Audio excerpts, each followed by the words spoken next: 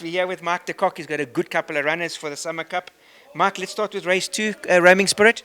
Yeah, tough race. I mean, she's a filly I've been expecting to win the last 3 times she's run. So she's been slightly disappointing. She's really well.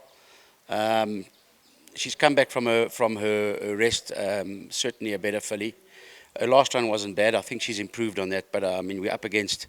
I think you can make a case for about 14 horses in the race to win it. So a tough race, but don't leave out anything. Yeah, I think so too. Then obviously the horse of the year, Dave the King, running in race 3, Mark. I think you can put a line through his last run. Absolutely. He just went way too fast in front. Um, look, he's building to the Queen's Plate. I've made no bones about that. But he's really doing well at home. I'm happy with him. While I know he's not at his best, I think he has a big chance in the race. Given there's a good turnaround of the weights with a horse like Unzen that beat him before. There's a few young horses at the bottom end of the weights. I suppose one needs to be wary of.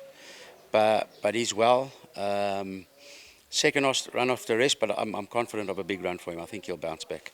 Yeah, I think so too. Then obviously you got the very big-hearted White Pearl in race 4.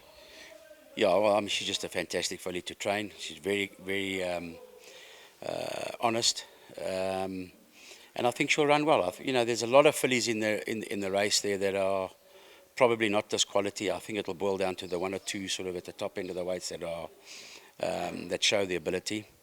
Not her best distance, but if they go a really good pace, she should be all over them at the end. Yep. In race 5, give me another chance with Craig on board. I had to give him a bit of time off after the last race. We had to take evasive action and not run into Muzi. So he's coming in here quite fresh with the blinkers on. We're trying a tongue tie on him at this stage of the game. He might have a place chance here because it is a bit on the short side. But I just had him very fresh and I thought, well, what the hell, we'll give him a sprint, we'll give him a gallop. And then race 6, you got the pair, Destiny of Fire and Oxalis Gold. Oh, Destiny of Fire, she's quite unlucky actually. I think she could have won her last 2 starts quite easily. But she's not bad. I mean, at the ratings virtually she's got no chance. But I think she's a lot better than that. She's a filly that I'm expecting a lot from. Oxalis Gold, last start too. I don't know. You can draw a line through that. She just didn't fire up there, no cover. No sort of a run really. She's a lot better than that. And then race 7, you got obviously the Dingans. You got Artist Model, Getorix and Wahid. Let's start with Getorix first. Yeah, look, it's an interesting race. I think we're up against a real crowned champion in quid pro quo. So you always got to have a lot of respect for those horses. She's not a champion for nothing. We're coming off a good prep. We've got a good draw. He's a nice horse, but there's nothing like race day to prove it. He's done well in the divisions, but he's now got to prove it at this level. Obviously, then you got Wahid and Artist Model.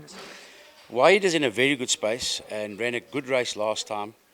And I wouldn't be surprised to see him in the money here. He's really doing well. His gallop was exceptional, and I'm expecting a big run from him. He's very fit. Now, Artist Model is doing well as well. He comes off 2 wins. He's never been a horse that gives you a massive amount at the track, but he does enough to keep you happy. I certainly was very impressed with his last win. Again, another one.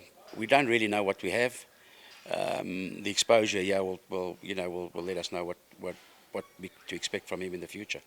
Then race 8, you got Silver Sanctuary. Silver Sanctuary's had a good prep. I can't complain. 2 good, nice, soft runs into the race. She looks magnificent. A turffontein 2000 is a tough 2000.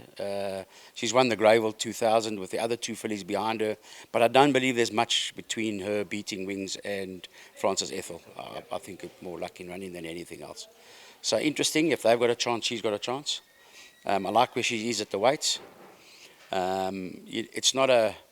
It's a big field, but I don't believe it's wide open. I think there's 5 or 6 that can win it, and the rest are not in the race, in my opinion. I think she's one of the 5 or 6 quality horses, and I do believe the cream will rise here. Absolutely. Then race 9, you got a Cortete. Let's start with Aragosta. Yeah, Aragosta's, when he's right, he's good. He's getting there. He was unfortunately sick going into his last two prep runs, so he needed them badly. He's at a peak, getting to a peak, let's put it that way. We're targeting again the same staying race in Cape Town with him. So it might be that he runs Saturday and goes back into Cape Town for that staying race. So, yeah, I think all of them are sort of in a similar place. The fittest probably, and the one that had the least aggravation in his preparation was Marauding Horde. He's a bit of an enigma. I mean, he can be brilliant on one day and sort of average the next. It's blinkers on, blinkers off. We're trying cheek pieces now, so we're trying to get inside his head. But, you know, they're all fit and well. They're Shoemaker. I'm expecting a peak run for Shoemaker, funny enough. I think he's improved a lot on his last two runs. You know, he bled in the July.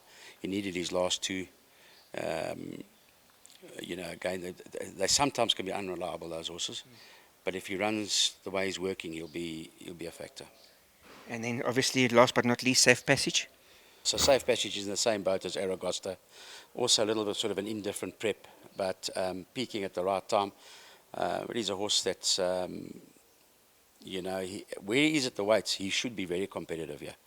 So let's hope that he can deliver on the day. Well, you heard it, Mark de Kock's got a lot of runners. Obviously, he's got Greaterix and White Pearl and the Horse of the Year, Dave the King running. Let's hope they all have a good race on Saturday. Summertime, under bright lights.